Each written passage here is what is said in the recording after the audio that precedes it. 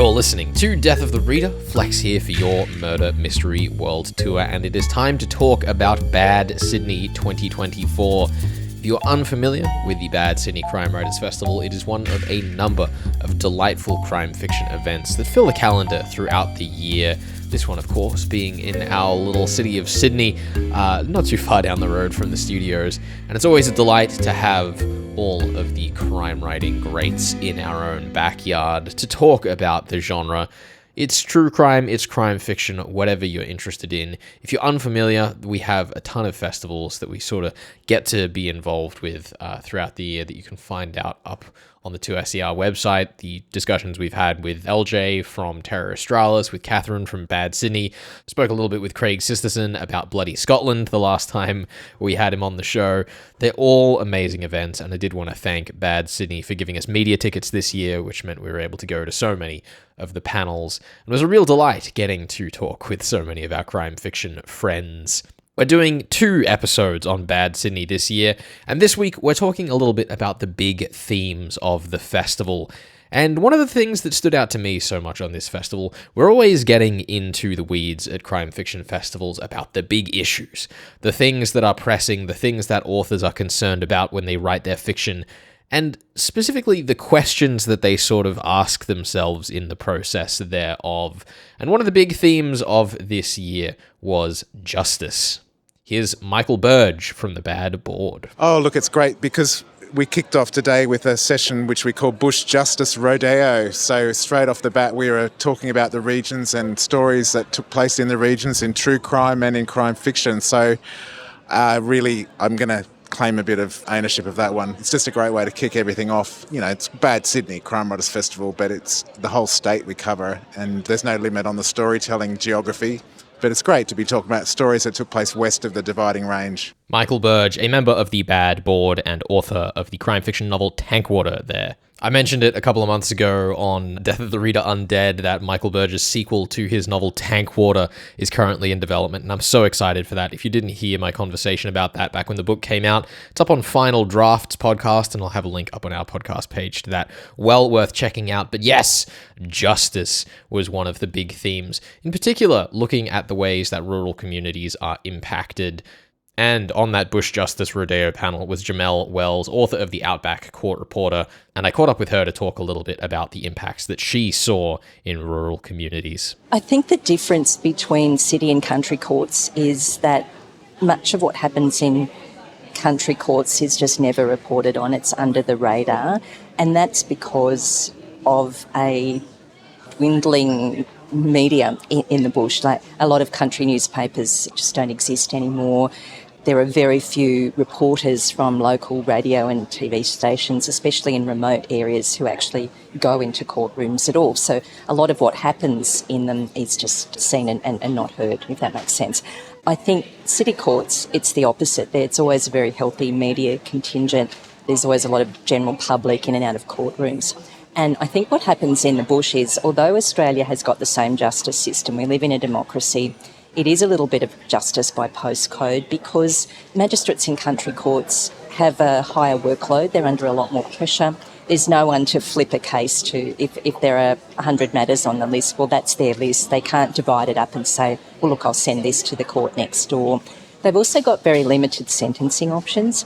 In a city court, for example, if a magistrate is sentencing a drug offender, they might give them some community service or a little bit of jail time and send them off to a rehab program. Often in the bush, those rehab programs are like 10 or 12 hours drive away, so country magistrates just don't have that option available to them.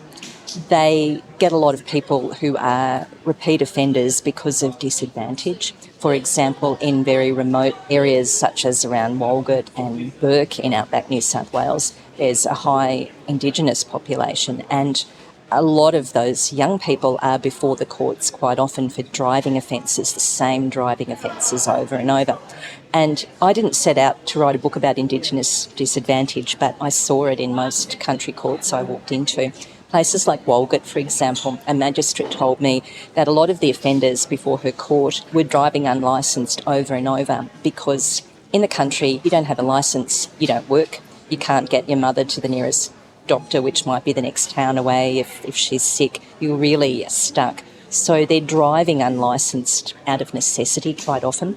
And rather than give them custodial sentences or penalising them too much, this magistrate was saying things like, I want you to do a driving rehab program, or I want you to do a special drivers program, because I don't come before this court unlicensed as a magistrate or unqualified, and I want the community to have faith in you that you're safe on the roads.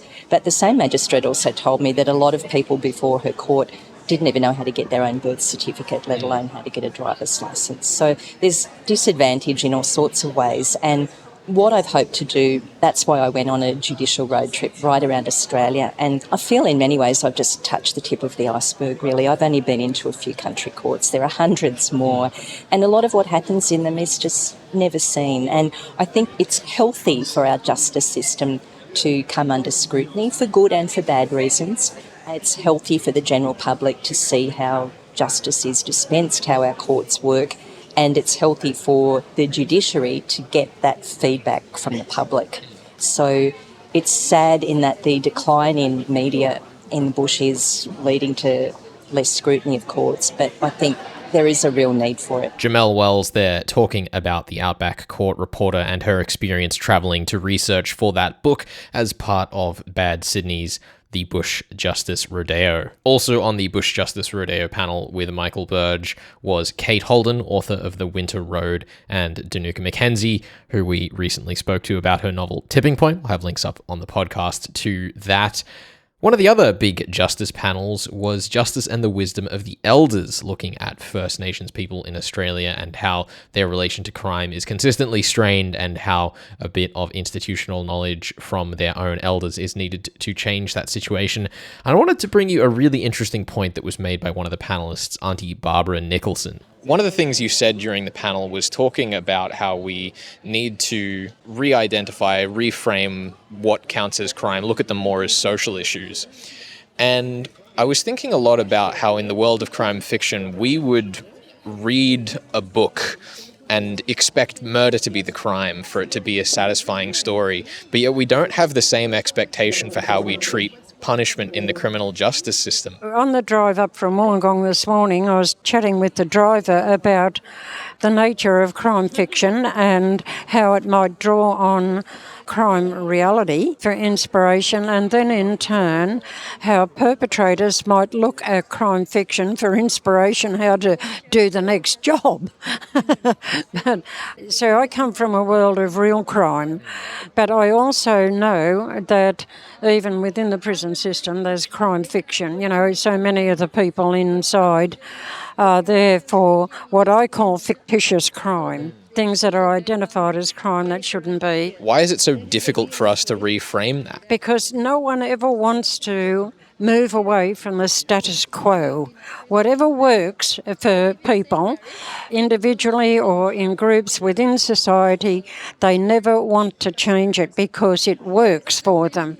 I think the question we have to ask is, how does that work, and what is the effect of that on the most vulnerable? Aunty Barbara Nicholson there talking about Justice and the Wisdom of the Elders, one of the panels from Bad Sydney Crime Writers Festival this year, where she was joined by Veronica Gorry and Aunty Bronwyn Penrith as part of Speaking Out for Radio National.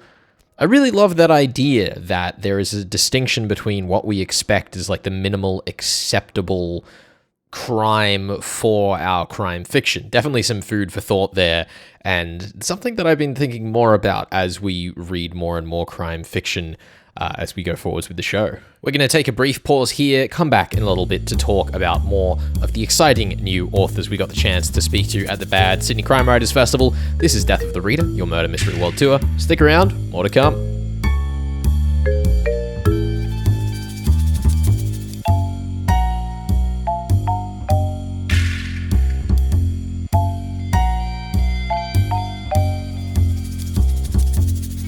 You're listening to Death of the Reader, Flex here for your Murder Mystery World Tour. We are talking about Bad Sydney Crime Writers Festival, which I had the chance to go to and wandered around the floor with a microphone, or a couple of microphones, have some chats with some amazing authors, and thank you to the festival for providing Death of the Reader with media tickets to that effect. We were talking in the first part of the show today about justice. It is one of the big themes of this year's festival. Of course, one of the other big themes of every Bad Sydney Crime Writers Festival is the fresh talent panels. Always my highlights for the festival, because I just love getting to hear authors talk about these weird zeitgeists that they just stumble into. It's a real delight and always a good way to look at the pressing themes in the current days of crime fiction. There is still, of course, a very strong justice bent in these ones, perhaps best illustrated by the Women in Peril panel, talking a little bit about violence against women, but also about the ways that women are resilient to those issues. And I'm joined first by Lisa Kenway of All You Took From Me. The thing I was most interested hearing you talk there is this idea of the greatest fear and how you portrayed that in your books, and particularly in a medical community that you say is so bound by structures and rules and the things you have to do. Obviously, part of that is coming from your day job as an anaesthetist, but why was that the right foothold for a crime fiction novel, do you think? You have to put your characters in peril, and you have to give them high stakes. So you need to find out what is going to trigger them and what's going to be most difficult for them, and then put them through it. One of the other things that's really interesting that you were talking about is this idea of memory loss as an avenue for the unreliable narrator. So often the unreliable narrator is coming in with a motive. How did you find that both useful and challenging to deal with as an author, telling a lens that couldn't be trusted? It was hugely challenging structurally. To get those reveals coming at the right time, and to find mechanisms for that to happen when she doesn't know. The story elements that need to come to the fore at certain times, and finding a way for that to happen and make it plausible. That was probably the most challenging part of it, really, to make it satisfying for the reader, for there to be different ways to uncover the truth about the past, and to get the pacing right. I think that was probably the most challenging. Yeah, and then the other thing is you're here as one of the fresh talent writers here at BAD, which means this is your first crime fiction novel. What's it like stepping into the crime fiction community? Was it what you expected? Had you been a part of it before actually releasing a book of your own? Because I've been on such a long path to get published, it took me 3 years of pitching agents and publishers to get a deal. Over that time, I've developed a network. I have a really strong writers group on the Central Coast. Anna Downs is part of that group, and she has a large network of crime writers. So online and in person, I've made quite a network already, and so I knew quite a few crime writers, which was very helpful. Yeah, and then coming to an event like this and getting to kind of see all of these ideas put forth to an audience, what surprises you most still about the crime fiction community when these ideas start getting shared together on stage in this setting? How broad the umbrella over crime fiction is, how many different ways people come at these stories, and what a good vehicle it is for diving into really meaty topics, controversial topics. Yeah, and I think there's so many different ways to attack that. It's fascinating. Lisa Kenway there, author of All You Took From Me, as part of the Women in Peril and the Women Who Write Them panel at BAD Sydney. The moderator of this panel was Claudine Tinellis of Talking Aussie Books. What excites you most about talking to the newest crime writers joining the scene? I think it's because I'm an aspiring author myself that I'm always fascinated with the idea of how people get where they are, and I love learning more about, how they go about getting their book to the state that it's in. There's so much about new writers that is exciting to me. I just love talking to them. One of the things that was really interesting about these 3 books is that there's such different themes and places and ideas and concepts, but you found such a fascinating way of tying them together with this theme of women in peril. I definitely think there's a zeitgeist in dealing with women in peril, dealing with issues surrounding coercive control, and that's the point that I made in the actual panel itself. Because, we are seeing this explosion of women writing crime, and I did interrogate that. I've been interrogating that for a while now. Why is it that women are so drawn to writing crime? And it is because of this that they have found an outlet in the crime genre to talk about the things that are really important to women at the moment. And coercive control is coming out as one of those issues that are so very important for women. More and more books that are dealing with this issue means that we are able to have a conversation conversation around it. It's no longer a taboo subject. Tell us a little bit more about Talking Aussie Books and where people can get you. Talking Aussie Books was a podcast that I started in 2018 with the sole purpose of uncovering local talent. I wanted to learn and hear from Australian authors, how they get published, what their inspirations were. And at the time, nobody was doing what I thought about doing. So it was fairly niche, but it has become a bit of a competitive sport. A bit of a competitive sport, but because there's so much at the moment. But also, it's become a very well recognised podcast for Australian readers and writers. And so, I'm so thrilled with the way that it's doing. I love talking to Aussie authors, and I hope it continues for many more years. Claudine Tonellis from Talking Aussie Books there. She was the moderator of the Women in Peril panel, which we'll keep talking about. And if you haven't checked out that podcast, it is an absolute delight and a great place to hear from even more Aussie authors. Another shout out goes to Brooke Hardwick. I didn't get a chance to strap a microphone into Brooke's hands, but I did sit down with her at the authors' drinks on the first night of the festival, and the discussion she had between myself, Michael Burge, and her book, The Fog, talking about all of the inspirations and venues she visited to bring this world together, and stories of the grave of Sylvia Plath with pens stabbed into the ground. I'd definitely be really interested to see Brooke write that story out one day, so hopefully we can get her on the show in future to talk about it, or maybe you'll find it elsewhere on the internet someday soon. One of the other panelists on Women in Peril was Susanna Glenn, and I did get the chance to strap a microphone into her hands. Now, we did just hear from Lisa talking about the unreliable narrator and how the sort of motive of the unreliable narrator is traditionally important, but not so much in this sort of current group of novels that we're looking at in the Women in Peril panel.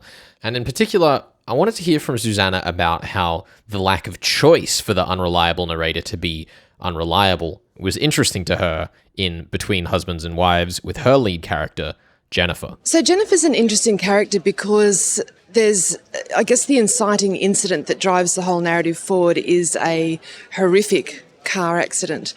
But this happens after 7 years of marriage for Jennifer. So she has had her blinkers on as to the true state of her marriage for quite a long period of time. And so in that way, she has chosen to see and believe things that will allow her marriage to survive for whatever reasons she's telling herself are good reasons. And so I think that this self-deception almost that we see in her flows from that emotional place that she's found herself in. And for that reason, she's absolutely 100% not reliable because the person she's not being reliable with most significantly is herself. Well, yeah, because we were just in a panel where Zahid Gamildan was talking a little bit about implicating his reader as the detective in his story. And I thought it was really interesting that in the same way Jennifer in your book is sort of implicating the reader to her own deceptions. I loved that point. I loved that point that was made as well, and he articulated that particularly well because certainly as you're reading Between Husbands and Wives, you are trying desperately to work out the puzzle that is Jennifer and trying to test and prove and look for clues as to whether you can believe what she's seeing and saying and the way she's relating to her husband, her situation, her friends, her child. So, yeah, I guess you could definitely say that as the reader, we are trying to figure this woman out. And I think it's worth pointing out that I very deliberately created Jennifer as not a particularly likeable character. And the reason I did that was that people in Jennifer's situation are generally not very likeable people.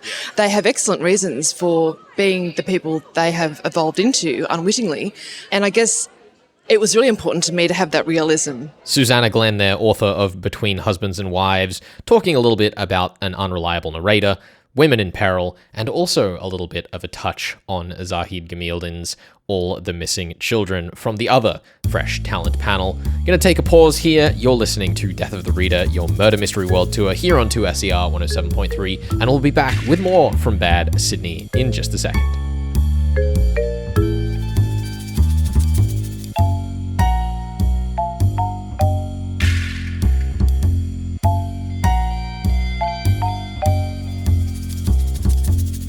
You're listening to Death of the Reader, Flex here for your Murder Mystery World Tour. We are talking Bad Sydney Crime Writers Festival, our local crime fiction festival, but but of course not the only one, and if you are anywhere in the world, there is bound to be a crime fiction festival near you, and I've got to say, you should go.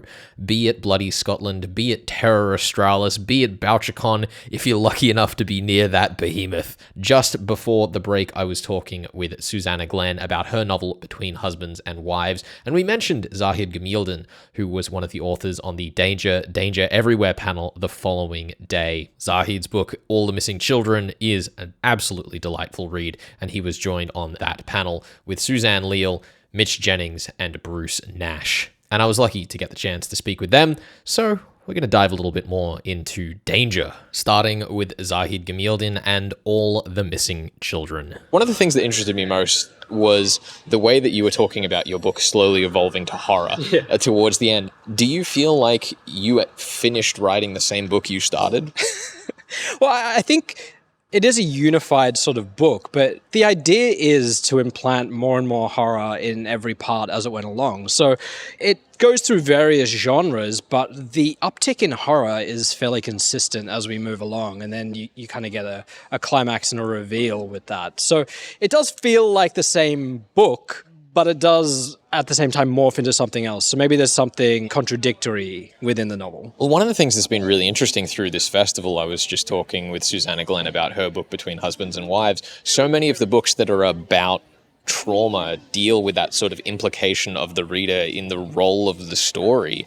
Why is it so important to do that with stories that are about such heavy themes? Like, it's both confronting and can make a powerful thing, but what role does that serve for you as an author, putting the reader in that position? I mean, I think there are a few things to talk about here. One is that I want to give people an experience where they are not just passive and sitting back. And I think about the way that Christopher Nolan spoke about Tenet, where he literally muddied the soundtrack so viewers of the film would have to lean in to understand it. Now, I don't really want to do that because I don't want to put a barrier in the way of understanding, but I do want people to have to pay attention and be active, and to retroactively understand the importance of certain things within the text once they get to the end. But more than that, you're exploring something that is psychological and that is political and that is about the ways that society deals with people who make bad choices because they go through bad experiences. And a lot of the time we blame these people for doing that. And I'm inviting the reader to empathize with these particular characters. And by making the reader more active, I think that sort of political and psychological comment comes through more clearly. And you get to the end, hopefully not thinking that the status quo is quite okay. And you have a kind of lingering experience with the text that stays with you more than if you just had a passive reading experience. Zahid Gamildan talking about his book, All the Missing Children, as part of the Danger Everywhere panel. We are talking Bad Sydney this week on Death of the Reader, and while we're talking about the eloquent construction of these crime novels and the ways that they build and morph as we go along, I wanted to jump over and talk about Bruce Nash. Bruce's debut crime fiction, All the Words We Know, is a wordsmith of a novel. The main character, Rose, is in a retirement home, and her narration is almost stumbling, the way that she looks for what she's trying to say, but says so much in how she attempts it. It's absolutely wonderful. And I had to pick Bruce's brain on how that all came together. That's such a big part of the dynamic of the book and of the character, her reaching for language, the sense that she has been a very powerful and effective language user and is now faced with that language being fragmented, and sometimes her grasp of language is very good, other times not so good. Sometimes we know she's in trouble and really finding it hard to get those right words. Other times we're not entirely sure whether she's doing it for the fun of it or is really struggling. So she really, in a way, takes advantage of the language issue to play that game with other characters around. They don't know whether she's actually just getting the wrong word because she's a demented person, or whether she's making a point that really comes very close to the bone of what's going on and that she really sees through all their personas and so on. So it's a complex thing in that sense. I guess the other thing that really struck me is that aged care facilities are meant to be this place of safety, and often we hear discussion in the news about the contradictions there. But Rose is also a character who is kind of stepping in some ways out of a comfort zone to find out and be this unlikely detective character.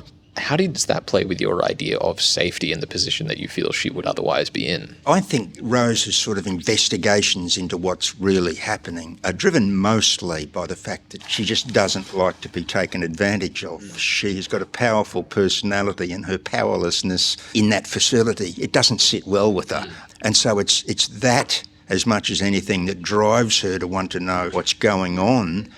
Even more than some sense of sort of crusading for justice about her friend who has died in suspicious circumstances. But along the way, of course, there are moments where it hits her fairly viscerally that I am in danger. These threats are real. And that's part of the dynamic, I think, in the book too, between threats that may at least partly be products of her imagination and those threats that aren't. They're virtually both of those things at the same time. But also her perception of threat in some ways is what allows her to keep herself safe. Yes. And it's a sort of a very useful sort of mask in a way for her. She's sort of, that sort of invisibility, it allows her to get closer to the truth. Bruce Nash there, author of All of the Words We Know, talking as part of the Danger Everywhere panel at Bad Sydney Crime Writers Festival. Now, one of the other interesting things about the Danger Everywhere panel was this sort of idea of imperfection that kept coming up. You know, Rose was looking for words and trying to communicate and perhaps being misjudged, unlikely. And in the same way, Mitch Jennings, with A Town Called Treachery, the other author on the panel, was looking through the lens of a bad journalist. So often the protagonist character in crime fiction is the Übermensch, the can-do, all-powerful detective, or at least someone with a very robust skill set, going through some hard times.